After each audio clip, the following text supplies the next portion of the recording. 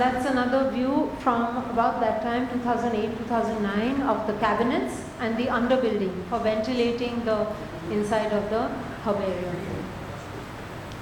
The third building in the group is a relatively low-key but very interesting building, the old seed store. A 1902 map calls this the superintendent's office, but it's also probable that it came to be known as the seed store because one of the key activities at the garden at that time was collection and distribution of seeds, not just within Kolkata, but much farther afield. This is the proposed activity hub, semi-open spaces in the central open area which sits within these three buildings. It has been envisioned as a sustainable, low-cost, semi-open facility on the riverfront, providing the necessary and flexible infrastructure for large groups, workshops and events, and shade from the tropical sun. Last but not the least, the ferry connection. This is it's a bit of a dream idea that we should be able to reinstate the ferry connection between the garden and the city, but who knows? It might happen. We have to see. Fingers crossed. What's the main challenge in that? Because it's it's something which will involve multiple agencies. Let me finish. Let me just run through the whole thing, and then I'll be happy to answer any questions. There are many challenges. Let me tell you.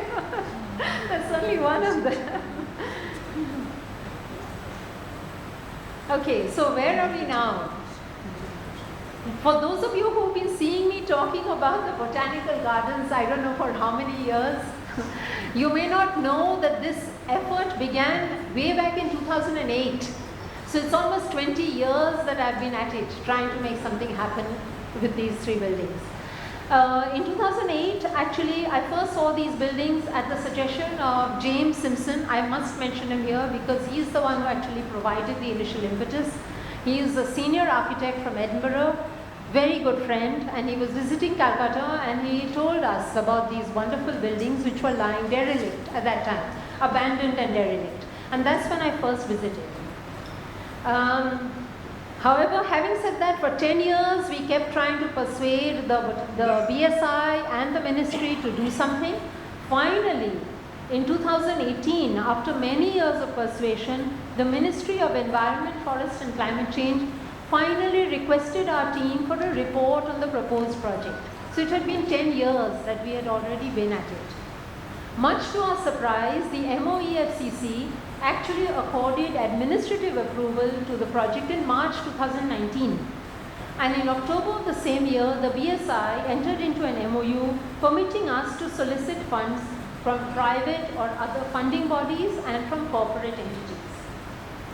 Unfortunately, the Ukraine war and then COVID intervened, effectively slowing down the project. But in November 2022, the Commonwealth Heritage Forum from the UK came forward with funds to write up the vision statement for the project and to carry out the first set of training workshops related to the conservation of the buildings. In June 2023, the World Monuments Fund India brought in a donation to prepare the preliminary project report for the old herbarium, which was duly completed the next year with the proceeds of a crowdfunding campaign which I conducted and which helped us to put together a report to put up to potential donors. Then finally, in September 2025, after a year-long negotiation, NTPC committed funds for the complete restoration and reuse of one building, which is the old herbarium. The project partners, Botanical Survey of India, the owners, NTPC, the donors, Intact Calcutta Regional Chapter, the implementing agency, and Alia & Associates, the lead consultants. The CSR fund committed by NTPC is arguably the largest such till date by a single entity towards a heritage project. May it foretell good things for the future. The old herbarium restoration. The project kicked off without delay in October 2025. and the last 6 to 7 months has seen considerable progress. On the screen are some images of the building before work began. Overgrown with plants, water pouring into the building, broken cabinets and furniture and cast iron largely removed, and plants growing down the walls. I shouldn't say plants, I should say trees growing down the walls, the inside of the building. I shall now show you a quick overview of some of the activities of the last 6 months. October 2025, mainly preparatory works, ground clearing and roof clearing. There was cache pool which was man height on top of the roof. We've done drone photography twice over the building, and the first set of drone photography done in 2023, 2024, you can't actually tell the difference between the building and the surrounding green area. It looks like one uniform, except for a little bit of shadow in heights, different in heights, it was one uniform green. So you can see man-height cache pool being chopped down on top of the roof, that's in the bottom left. November 2025, we began the recording process. These are activities typical to heritage projects, which is the first step is to clear and then to record before we actually do anything else. So there was drone photography, there was LiDAR scanning, collection of motor samples. By the next month, we had the output from the scanning. So the top drawing is just gives us a photograph, a record of the building in time before we actually go into restoration.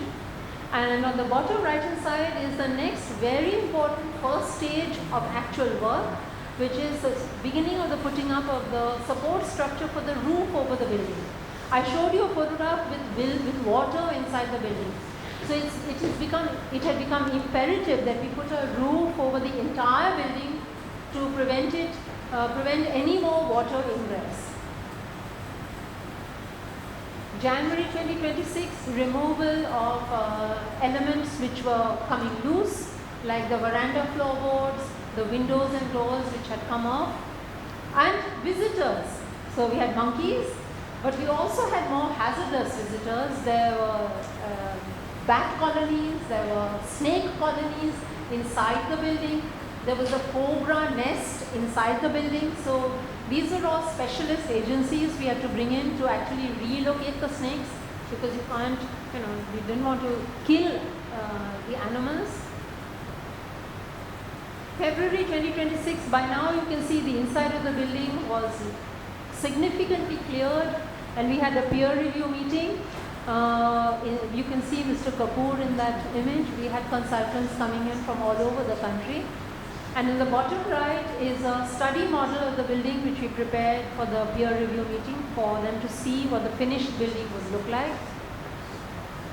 And by March 2026, the roof of the building was up. So there's the blue, it's a single span bamboo covering over this massive building. It's probably the largest single span unengineered bamboo structure. We actually used a pandal maker and worked with him on the site to erect this thing, because it has to stand for a minimum of 2 years, this roof. And I looked on Google Earth. So the imagery is, the latest imagery is for February this year. So that you can see the bamboo structure, but the roof hasn't come up. So the next set of photography that they do, you'll actually be able to see a blue patch where this roof is.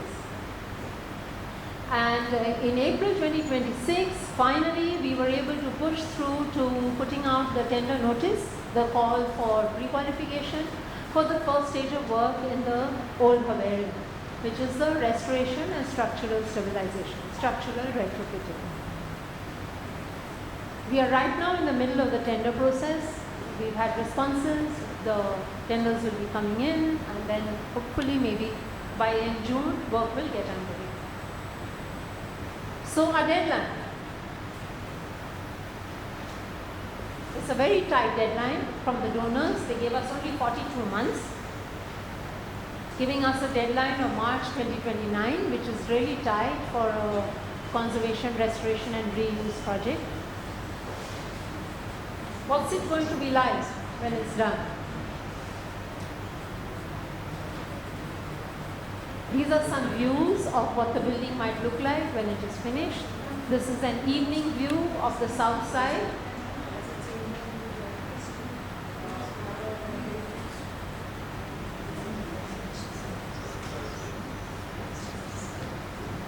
I'm almost done.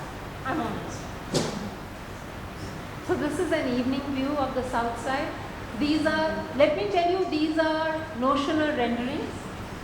So, but we have to keep working at it to see what is it that we are going to come up with.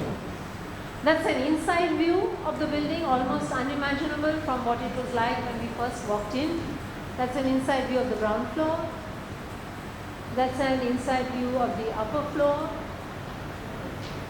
And that's one more nighttime view of the building seen from the riverside. What next?